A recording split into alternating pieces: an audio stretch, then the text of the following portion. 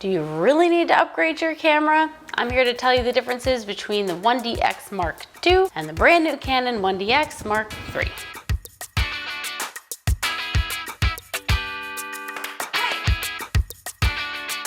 The question you ask yourself all the time, there's new lenses coming out, there's new software, there's new cameras, there's new this and that. Do you really need to spend the money to upgrade your equipment? Well, here's my mindset, and then we'll get into the specs and the differences between these two cameras. I need to know, one, is it going to make my life better?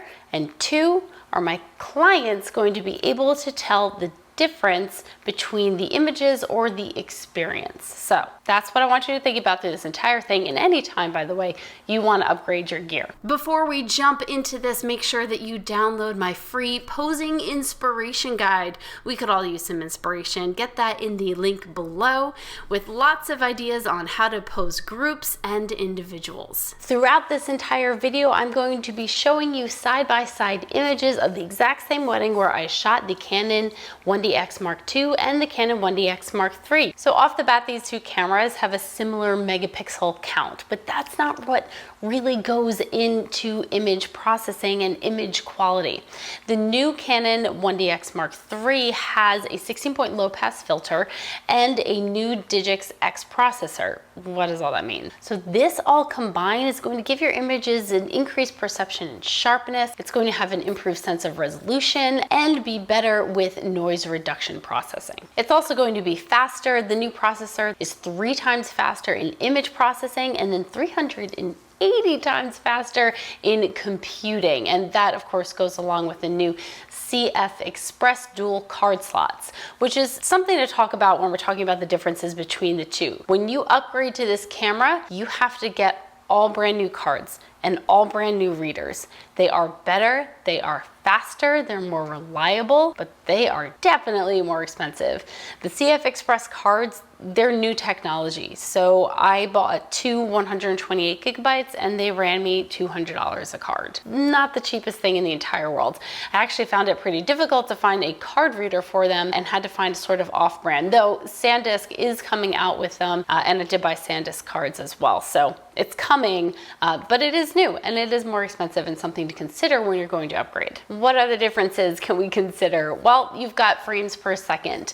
The 1DX Mark II is 14 frames per second and the new 1DX Mark III is 16 frames per second. And if you use live view, it actually goes up to 20 frames per second.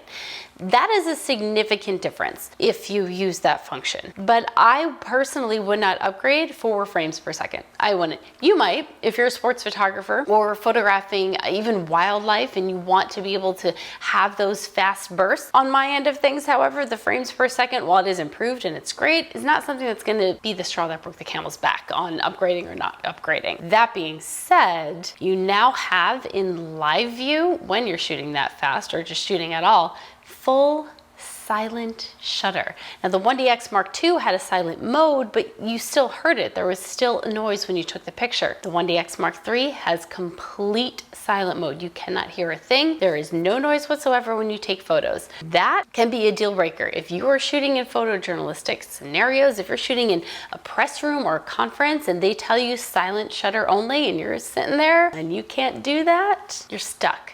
So that might be something that would be worth an upgrade to you. It's certainly nice for me, and in my line of thinking for if I upgrade, that's going to improve my client experience with me. When I'm not being heard, when I'm taking photos throughout that echoing Catholic church as I'm walking around. Now I'm gonna be seen, but if I can not add to that and now I'm not heard at all, and I can tell that to my clients when they're deciding if they're going to book with me or not, to me, that is something that's a huge upgrade for my clients and the experience and worth considering when thinking about upgrading. 110%, the biggest improvement with this camera, with the 1DX Mark III, is the autofocus capabilities. They've added face and head detection when you're shooting through the viewfinder, as well as eye detection when you're shooting in live view. The LCD is also a touchscreen, and they have the new smart controller button that lets you toggle through the 191 focus points on the new camera with rapid ease. This is something that I think is worth the upgrade alone. Even forgetting all the other things we talked about, the focusing enhancements is well worth it. And I don't take perfect photos every single time, so I have blurry photos. In using the new 1DX Mark III and all of the new features, the deep learning technology that it has, my photos have been coming back sharper even when shooting in lower apertures. It's given me freedom to shoot in lower apertures and being more confident when shooting moving subjects, whether it's the bride walking down the aisle or I'm posing the bride and groom and the couple, and I want them to not be stiff. You know, I tell my clients all the time, remember how you felt, not remember how you were posed on your wedding day. But if I don't have the technology that's gonna move with my clients as I have them move in natural scenarios and just try to catch that moment, it's not going to help me out. Having more reliable autofocus and tracking throughout, especially the live view mode, it's enhanced in the live view mode. It betters the quality, it betters my client experience, it betters the images, and then my overall workflow too, because I'm not going through my photos going, ugh, blurry, ugh, blurry, ugh. Speaking of workflow, one thing that will improve your workflow, you can preload your metadata, the IPTC data, onto a memory card and then put it into the camera to set it before you even start your job. Helpful for me with weddings because I'm big on search engine optimization. I like having all of my tags in my photos, so wherever they spread online, all of it's in there. Now, I'm a photographer, I'm not a videographer, but the specs on video are drastically enhanced in the 1DX Mark III compared to the 1DX Mark II. With the 1DX Mark II, you were able to shoot at 4K 60, but with the crop. Now with the 1DX Mark III, you can shoot 4K 60 cropped or uncropped, but that's not even the best part because you can go all the way up to 5.5K raw in camera. That's huge. Actually, it is huge. You're gonna have really huge files. Now, if you're gonna take advantage of that 5.5K raw in Canon log, it's gonna give you H.265 HEVC encoding, which slightly reduces the image file size, but guys, it's raw, it's gonna be huge, but you will benefit from 422 10-bit recording. All that being said, you guys are mostly photographers watching this, but if there are any video people out there, I think you will notice a huge difference between the 1DX Mark II video capabilities and the 1DX Mark III. The last new feature, which is one of my favorites that I want to address because it does enhance my workflow, seems silly, it's the new clarity slider. I do wedding same day edits and I usually have my photos shooting in RAW and JPEG, another conversation on file management later,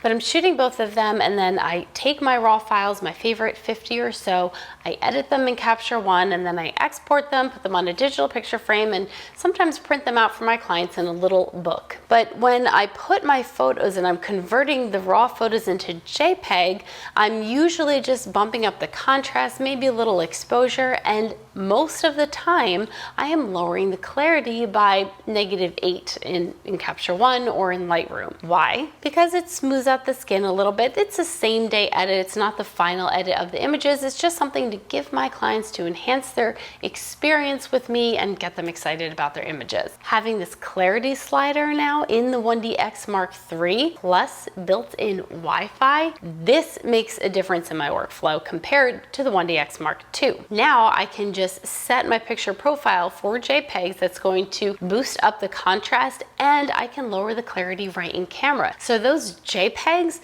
are gonna be fine for my same day edit right out of camera. And it can come out of my camera onto my phone and then right from my phone send to the iPad display, the little slideshow that I leave up right by the bar. And I can also print right off my phone onto the printer that I'm using, the Canon Ivy, to give my clients a little album. That workflow is huge and it's gonna basically erase the need for me to carry my laptop on gigs anymore. Although I'll probably still carry it to back up my files and to take my second shooter photos. But that's a workflow enhancement that the 1DX Mark III gives me over the 1DX Mark II. So lots of different features that are going to help you decide whether you should be upgrading from the Canon 1DX Mark II to the Canon 1DX Mark III. Personally, I have found huge value in upgrading my workflow, making it easier for me, and also enhancing my client experience. Having this new camera is something that my clients will benefit from, and I will as well. And of course, the image quality is going to be amazing. So I am personally upgrading. I will be buying this as soon as I can get my hands on it. I'm Vanessa Joy. Make sure you hit subscribe and ring that bell and don't miss a thing here on my YouTube channel.